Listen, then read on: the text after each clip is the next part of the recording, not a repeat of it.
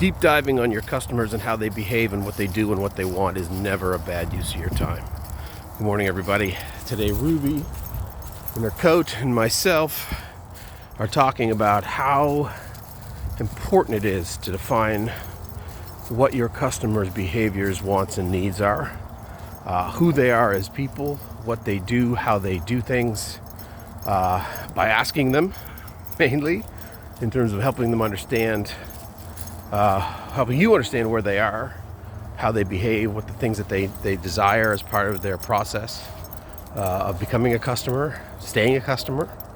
So I go back to this conversation about purchase journey as being very, very valuable, and I'll give you a very interesting case in point that I came up with yesterday. So yesterday I'm flying home with my family from a vacation in the southern US, and I'm sitting in an airport across from two gentlemen probably in their mid to late 70s trying to download, register for, and order an Uber when they arrived at their destination.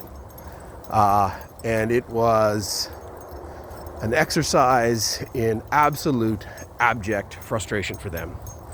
The two of them had their cell phones out, smartphones, and were trying to register for Uber accounts. They had Gmail addresses, they had everything that I'm sure someone in their life helped them define what they needed, and they were thoroughly, utterly confounded by the process. And I didn't have to step in, thankfully. They figured it out, but that was probably 45 minutes of them going back and forth, trying to understand, thinking about how can they contact and call somebody at Uber. To get in front of a driver when they arrived at their destination. Thoroughly confounded, like absolute confusion.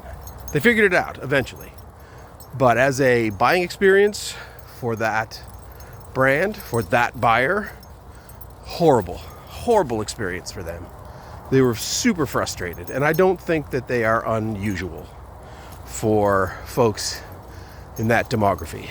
So, not digitally native, very tough to go through a process of registering for an account, two-step verification, all of it. It was tough to watch. So the reason for this example is to help you think about what is the structure of how you expect people to buy. And if your buyer is not aligned to that, you run into situations like this. Now, that's a very specific example I just gave, but it's very, very telling in terms of what does that mean for folks of a certain demography when it comes to using a product. And absolutely, maybe that is not the target customer for that product. However, there's probably ways to make it easier. Maybe, I don't know. But the idea is to look at it from your lens. What does it mean for your customers, for your buyers? How does it work for them when they're looking to make any kind of buying decision? And do you confound them? Do you make it difficult? Do you make it more challenging than it needs to be, based upon something that you see as being valuable, but they have no interest in? So those two gentlemen had zero interest in two-step verification, but very important, very valuable thing, but super challenging for them to navigate. So yeah, it's tough. You got to go out and figure out what does that mean for your customer and how does it work. But ask them, do you have information from their mouths that tell you that this is how they want to be catered to, this is what they need, this is what they want, and can you help them when you have to make it hard or you have to add two-step verification in there because it's for their best interests?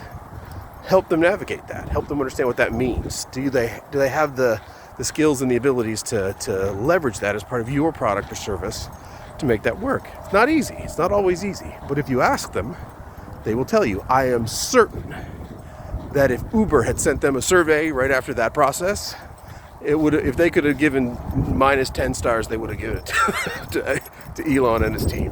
However, not necessarily the ideal client for Uber. However, what does that mean for you? You want to make sure that you have an understanding of what that looks like. So again, take the time, understand what customers want, give it to them as much as they can, guide them when you have to, but make sure that they know what it means to do business with you. Anyway, it's very cold. It was way warmer in the south. Here I am. What are you going to do? Ruby says it's coat weather. It's Thanksgiving in the U.S. Happy holidays. Walking and talking with Ruby.